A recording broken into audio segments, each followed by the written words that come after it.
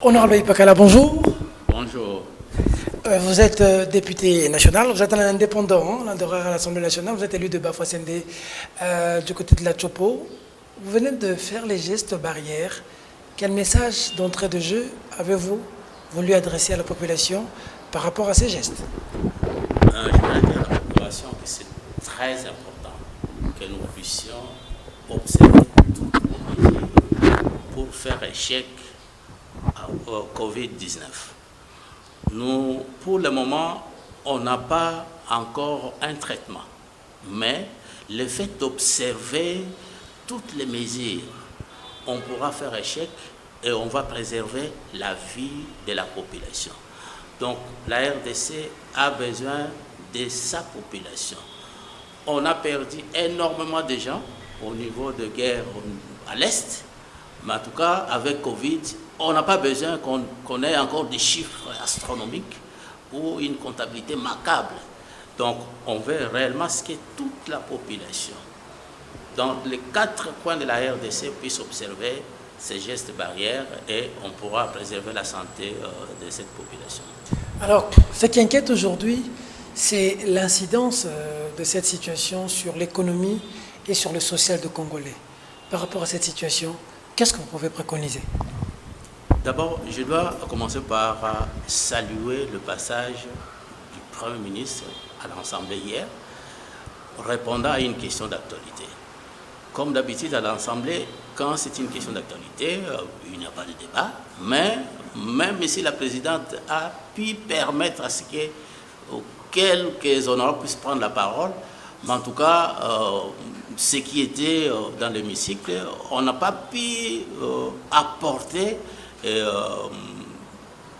notre message, où on n'a pas pu contribuer à ce que les 40 mesures dévoilées hier par le Premier ministre puissent être bien appliquées au niveau de l'ensemble de la population.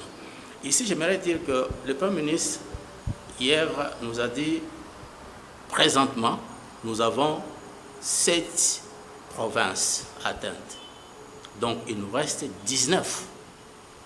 Et ici, moi, je vois toujours des aspects. Covid-19, c'est une pandémie. Et il y a un aspect crise. Chaque crise, il y a toujours deux façons de voir. C'est un danger, mais c'est aussi une opportunité. La RDC, qui est un pays avec un potentiel énorme de ça pour booster son économie. Nous annonçons déjà, disons, la récession est là. Le gouverneur de la Banque centrale a dit qu'après presque 20 ans, on n'a pas connu de récession, mais la récession s'annonce. Mais pour la RDC, avec un potentiel énorme, nous devons booster l'agriculture, le secteur productif pour faire les contrepoids et tirer plus des ressources au lieu de regretter comme, maintenant tout le monde dit non, en tout cas les jours aux avenirs pourront être pires. Ici, comme député national, notre population n'a toujours pas apprécié quand les gouvernants font la promotion des importations. Est-ce que vous savez que la RDC, annuellement, importe à peu près 200 000 tonnes de riz? Mais si nous revenons sur le plan local, et là je déplore aussi l'insuffisance des données statistiques. Sur le plan local, je prends la province de Mongala, Bumba. Ici à Kinshasa, les gens savent qu'il y a le riz Bumba. Mais depuis un bout de temps, on n'en parle plus. Mais nous ne sommes pas donné la peine de savoir pourquoi il n'y a plus le riz Bumba. On n'a pas de données statistiques. Est-ce que c'est à cause du changement climatique? Est-ce que c'est à cause de la population qui n'a pas de financement? C'est à cause de quoi? Mais quand on ne peut pas se poser des questions sur la baisse de notre position locale, directement, on va vers l'importation. Donc, moi et vous, à chaque fin d'année, le ministère de l'économie utilise le média pour faire voir les stocks de vivres. Et souvent, c'est des vivres importés. Hein. Et les gouverneurs de la Banque centrale aussi nous donnent les réserves d'échange. Et souvent, le gouverneur dit c'est pour 2 semaines d'importation. Ça, c'est ce que nous appelons faire la promotion des importations. Mais alors qu'avec Covid, ici, tout ce que nous importons et ce que nous sommes censés produire localement, ce que nous produisons localement, c'est des aliments bio. Pour Covid, on nous demande d'équilibrer notre alimentation. Si on mange bio, en tout cas, on pourra résister. Donc, c'est vraiment l'occasion de faire la promotion de nos cultures, ici. Le gouverneur de la Banque centrale, hier, a parlé de financement à des taux tout à fait avantagés. Mais cette population, les paysans, pour monter un dossier bancable, attirer ces financements, ça pose problème. Et c'est pourquoi, moi, comme député, je pense que nous avons 145 territoires. Il y a les élus du peuple. Il faut s'appuyer sur les élus du peuple pour essayer de voir, bien sûr, on va monter des dossiers, essayer de voir comment on peut drainer ces financements vers nos 145 territoires. Et ici, en mettant l'accent sur les différentes cultures vivrières. Quand je parle de 145 territoires, ce ne sont pas les 145 territoires où on cultive le riz, où on fait ceci, il y a là où on cultive ceci, tout ça. Inventorier tout ça. Donc, si on comprend bien, vous voulez prôner l'agriculture dans cette période de Covid. L'agriculture, l'élevage, la pêche. Et quand nous parlons d'agriculture, élevage, pêche, directement, les populations nous disent, nous, on n'a pas de voie de communication. Les routes des sites agricoles, ça pose un problème. Ici, je parle en amont financement, mais en aval, certaines populations disent non, on n'a pas besoin de ça, mais nous produisons déjà, mais on n'a pas de route pour évacuer. Donc d'ailleurs, ça pourrit ici. Les routes des dessertes agricoles. Voilà. Il faut aller jusqu'à compléter tout ça. Et quand on associe les statistiques, on pourra savoir tel territoire, on produisait combien avant, et maintenant, on peut produire combien, ou même aller, partir même l'année dernière, j'ai fait un petit exercice. Il y a une institution qui nous donne des statistiques. C'est l'Institut national des statistiques. Mais il paraîtrait que l'année dernière, cet institut n'a eu que 4, sur 12 mois, il n'a eu que 4 mois de fonctionnement. Donc ça suppose que ça pose problème. Cet institut ne peut pas nous produire des statistiques dans tous les domaines. Et les décisions prises par l'exécutif, c'est des décisions biaisées parce qu'on n'a pas des statistiques réelles. Et ça pose un problème. Hier déjà, au niveau, un membre du gouvernement, en intervenant, avait du mal à donner le chiffre de la population de la ville de Kinshasa. À peu près, non, on ne peut pas vivre dans l'à peu près. Donc, en économie, je salue d'ailleurs le Premier ministre qui est professeur d'économie. En économie, les statistiques, c'est un outil important pour nous permettre de prendre des décisions, relancer notre production, poser des questions, pourquoi il y a une baisse, pourquoi il y a ceci. Donc, je pense qu'il faut mettre suffisamment de moyens pour que nous ayons des indicateurs qui peuvent nous permettre à ce que nous puissions mettre l'accent sur la production locale. Et en mangeant bio, on va faire réellement échec. On va réellement faire échec à Covid parce que c'est de la prévention. On aura des Congolais très robustes. D'ailleurs, je salue quand tu sillonnes le marché ici, tu vois que les mamans, elles ont repris à vendre des fruits, des légumes, des ceci.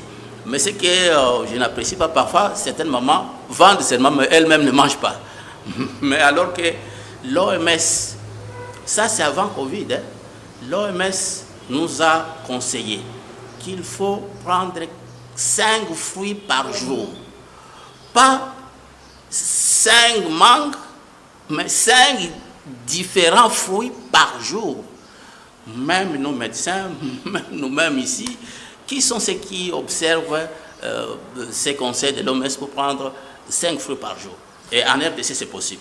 Honorable, vous avez parlé de l'agriculture, de la pêche, de l'élevage et encore des routes de desserte agricole. Est-ce une interpellation envers les ministères, les ministres des tutelles?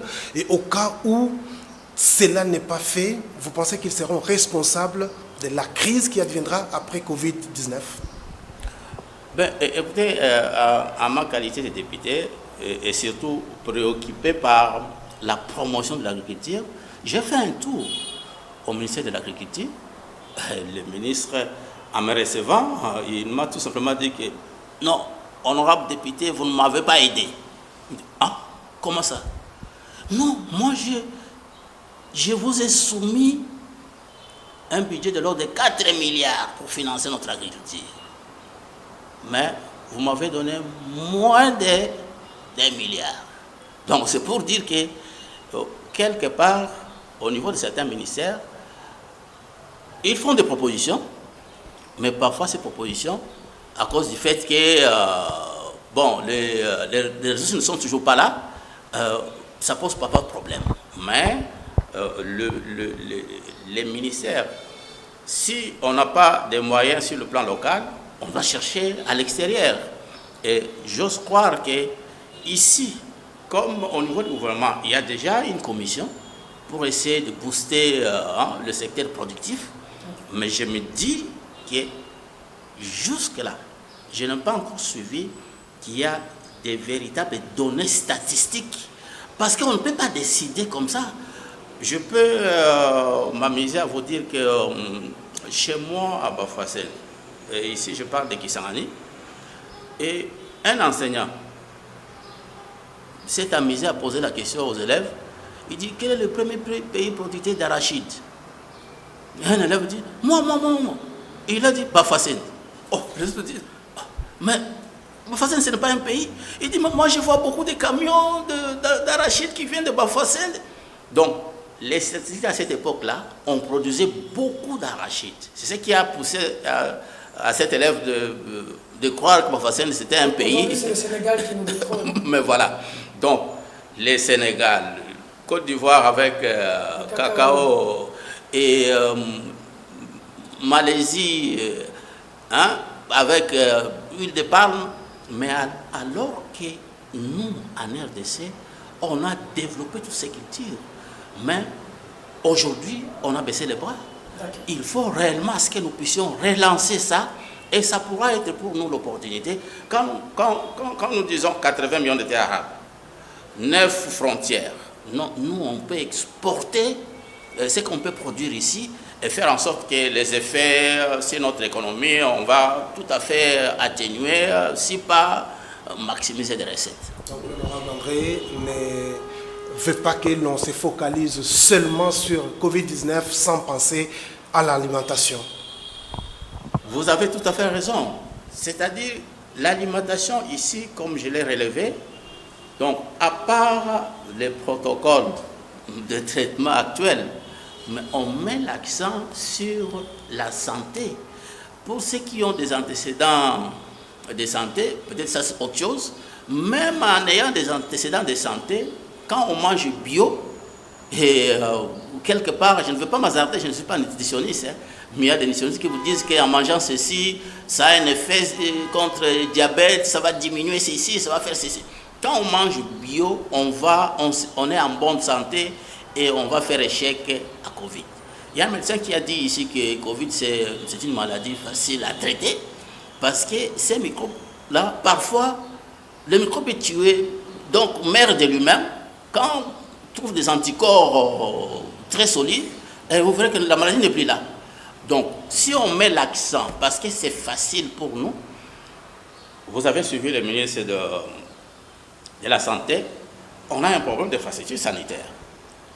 Mais on n'a pas un problème d'attraper les fruits dans tous les coins de la République. Donc, si on n'a pas un problème d'attraper les fruits dans tous les territoires de la République, il faut mettre l'accent sur ça. Donc, il faut intensifier l'agriculture. La pêche ici, nous mangeons des chinchards. Mais qu'est-ce qu'il y a dans les chinchards? Mais alors que le poisson meurt de vieillesse dans nos eaux. Mais il y a quelque part de prédateurs, de gens qui ne veulent pas que la RDC puisse développer le secteur de la pêche. Qui sont ces gens? Mais entre autres, ce sont les importateurs. Et quand on parle des importateurs, ceux qui sont spécialisés pour importer, et ils pensent que la RDC doit continuer seulement avec cette économie extravertie. Donc, j'avais lancé au mois de janvier dernier une initiative intitulée I Believe in DRC. Je crois en RDC. Moi, je crois à ces pays. On peut faire mieux. Il faut renverser notre façon de voir les choses. Donc, mettons un peu l'accent, même si certains gouvernants essaient de faire la promotion ou nous présenter des données d'importation, il faut aussi qu'on nous présente des données de la production locale. Mais ça, on ne le fait pas. Hein. Souvent, on ne le fait pas. Et pour notre population, les gens disent, mais consommons congolais. Ils m'ont dit, non, vous n'avez pas assez. Non, on a assez, mais on n'arrive pas à mettre des moyens pour la promotion, notamment des infrastructures routières, pour que nous puissions avoir assez. Honorable Ipakala, merci. Je vous en prie.